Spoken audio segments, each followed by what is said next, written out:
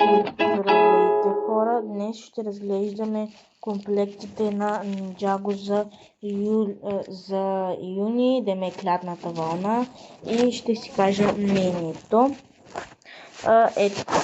Ето това е най-ефтиното лего, което е 19,99 лева или 10 евро и 22 цента. Като това е Лего Ninjago състезанието с мотора на Кай. За мен това лего е много яко, ето го и на гърба. Тук са само моторите без кутията. Тук има още някаква сцена и тук е по-същинската част, а именно фигурките, които фигурки са яки. На Кай фигурката е яка, както и на този дракон. На Кай фигурката има все едно драконски череп и до него бамбук. Драконската фигурка много яко са съчетали. Но легото е само 80 части, което означава, че дори робота на Зейн е повече, а той беше 92 части, което 10 части са си 10 части. Все пак аз имам и двете легота, като със сигурност мога да кажа, че по-скоро съм имал и със сигурност мога да кажа, че и двете са добри, но ако не бяха толкова добри фигурките на този сет, нямаше изобщо да си заслужава. Като второто лего по скъпост е този механичен Лего Ninjago боен спенджицо робот на Арен. Той е 35,99 или 18 евро и 40 цента. Той е много як. Мисля, че той е от серията, където може е с роботите на Кол, на Кай. Също има много яки розови елементи. Това означава, че може би Арен ще стане отново добър и това е част и Сора е направила този робот и е останал... Не, всъщност Сора е добра вече. Според мен, може би Сора е направила този робот на Арен и затова има такива розови елементи. На мен лично ми харесва, въпреки розовите елементи.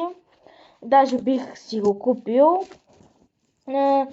Макар че още малко се чуда защо слагат Бебе Рио, а не нормален Рио. В смисъл, явно Лего имат части, които ще ги инвестират в други легота.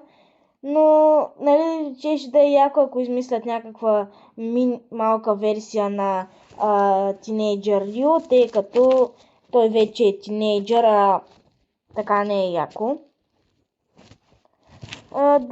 Иначе мини лего фигурките са Бебе Рио, Арен, който вече е напредък с коса, и този драконов войн, който обаче не ме кефи, ама изобщо. Време е да продължаваме към следващият Лего Ninjago комплект. Този Ninjago комплект е малко по-специален, тъй като има цели 2 експлозивни лего фигурки. Но първо да ги разгледаме. Ето тук виждаме гърба на кутията. Мен ми харесва, че има от тези старите изстрелвачи, които трябва да използваш пръста си, за да ги изстреляш, макар че пак са малко по-различни. Легото без пейзажа, легото извън кутия. Ето това е всичко, което съдържа легото. За мен легото е средна работа, да ви кажа, бих го купил на брат ми, тъй като той е на 3,5, скоро ще прави 4 и той също е фен на Ninjago, бих му го купил за рождения ден. Съответно, бих искал да трейдвам с него за новия призматичен меч и да. Нията е до някъде експлозивна фигурка, но е с нейния си костюм, просто без другото. там където е с драконския череп. Джей е експлозивната фигурка. Колата на Дрикс явно си личи, че е доста по-малко от тази на Джей, но пак ви казвам, пак бих го купил на брат ми, просто за фигурките според мен той харесва много Джей. За нея не знам. Ако има Дрикс, той аз сега имам Дрикс, той моят Дрикс го харесва, но аз не му го давам. Според мен брат ми ще се радва на това Лего. Аз вече ви казах фигурките. Да, то малко сбърках. Ето да ги видите от по-отблизо. Следващия комплект е учителят Ронто, като при него този комплект е много як. Аз първо ви показах гърба на кутията. Той е много як според мен. Аз даже ще го имам за моя рожден ден. Той е хубав. Сора има така, но просто не ми изглежда много на Ронто, но това за мен няма значение.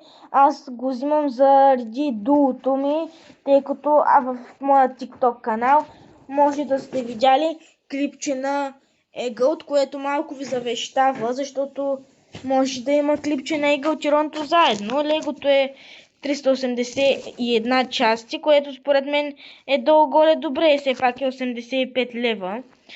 Спрямо, че аз бях взел Лего за 100 лева, което е 333 части. Пак е добре. В Легото виждаме, че има от новите призматични мечове и от новата технология, която като сложиш призматичния меч на статуята и виждаме какво пише, нали, стайното послание. Ето го и Легото. За мен не е зле, в смисъл не прилича толкова на Ронто, но какво да правим, Лего такова са ни измислили. Може би ако имаше още едно такова каквото е за врата, или щеше да изглежда малко по-добре, но нищо. Тук нямаме близки кадри на фигурките, имаме само на Сора и на Лойд и на Заркт. Зарк е яка фигурка, Сората и Лойда също. Аз да ви кажа, признавам си, че си играя с Лего фигурките ми, ще си играя с тези фигурки, а Сора ще я сложа на рафчето пред другите нинджи, защото само тя ще ми остане тогава. Тъй като, нали, преди рождения ми ден ще имам вече робота на Арин и ще ми остане само Сора. Аз съм събрал всички нинджи плюс Wingfire, но Сора и Арин ги няма. Сората се изгуби в на мама чантата. А Wingfire ще си я задържа само и само заради огънчетата. Или ще дам огънчетата на моята Wingfire, тази отново ще я трейдна или ще я продам в OLX. И да, за това Лего говорих повече, но и така, ето го другото Лего, което също е много интересно. 130 лева е. На мен лично на мен не ми допада чак толкова много. Именно това е Лего Ninjago, робот дракон ездач на разбойник. На разбойника трябва да е, но карай. Така, тук пак виждаме новата технология, само че на знаме, че Джей може да излиза и това е. Това е хубаво. За мен дракона ми харесва, но буквално половината Лего не ми харесва. От тук единствено ми харесва дракона и Рокс. Разбойника, аз като цяло не го харесвам в този костюм. Знам, че сега ще изям много хейт, но този дракон аз като цяло не ги обичам с призрачните опашки, така че да, Рокс, тук фигурките са разбойникът, Джей, Арин с призматичен меч, Рокс и драконов войн, драконянец. Не са чак толкова добри, но може би Рокс и Арин е средна, но Рокс тук е най-добрата фигурка, която на мен ми харесва, но ще има със сигурност фигурки, които ми харесват повече. И така, това е другото Лего, което вече ми харесва. Това Лего също е хубаво, но за съжаление аз няма как да го взема. тъй като има много други планове свързани с Лего и няма да имам толкова средства да го взема. Съответно, не сигурно мога да го взема, но чак за нова година и бих си спестил парите, ако отидем някъде. Нали, съответно, ако отидем в друг, например, до мола да се разходим и тогава бих погледнал дали има някои от тези легота, но едва ли. Като ето го и от гърба, тук се показва, че легото може да се разделя. И да, ето легото без кутия, и тук вече ще си го поговорим за фигурките. Фигурките са Cole, Wingfire, тук малко скипвам Wingfire и драконяница, защото те са скучните фигурки. Нокт също е до някъде, тъй като според мен вече много хора се здобиха с Нокт, тъй като Нокт, Дрикс и Дрикс излязоха първи на пазара. И вече сигурно вие ги имате, защото навсякъде се продават в OLX. Кая също е по-скучна, защото го има в 20 лева в комплект. Но Кол и Фрак са буквално най-добрите фигурки. Кол мисля, че е само в този комплект, а аз съм до някъде вече фен на Кол. Имам само една единствена фигурка на Кол. А Фрак е експлозивна фигурка. Не знам дали ще го има в комплект до година. Не знам, но е брутална фигурка. Тъпото е, че не му се вижда лицето, с маска и качулка. По-скоро ще да е по-яко, ако беше с качулка, но без маска, но такова са ни измислили Лего. Но ако имам Кол, няма да спра да си го гледам дори през нощта, като се събуждам, сигурно да пия вода и ще стоя и ще го гледам, защото това е брутална фигурка. Това е комплектът, за който аз ще спестявам за Коледа. Знам, че ще ми се повтарят две фигурки, но робота е твърде брутален, за да го изпусна. Това Лего го има Overlord ZX, знам, че е 1112 части. Не знам, не е все още гарантирано, че ще го имам, но Легото знам, че просто е брутално. Със сигурност не е сигурно дали ще имам това Лего или ще си купя някое друго. Ще направя видео и за други Легота, за януари и за март общо видео. Но е много яко това Лего. Драконът и Кър ме кефят твърде много. Роботът също е хубав, но гледах видео. Да, роботът е хубав, не е зле, но има още малко какво да се желая там към крилете. А фигурките са драконянеца, който се бие с Сора, който е брутален с тези криле и с тази бяла маска.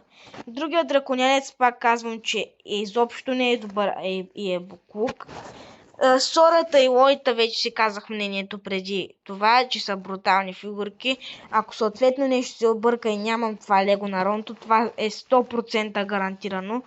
И Кър, която е експлозивна фигурка, тъй като го има само в това Лего, както и Рокс. Явно това е компания Лего, просто това искат да ни направят, да ни стане тъпо.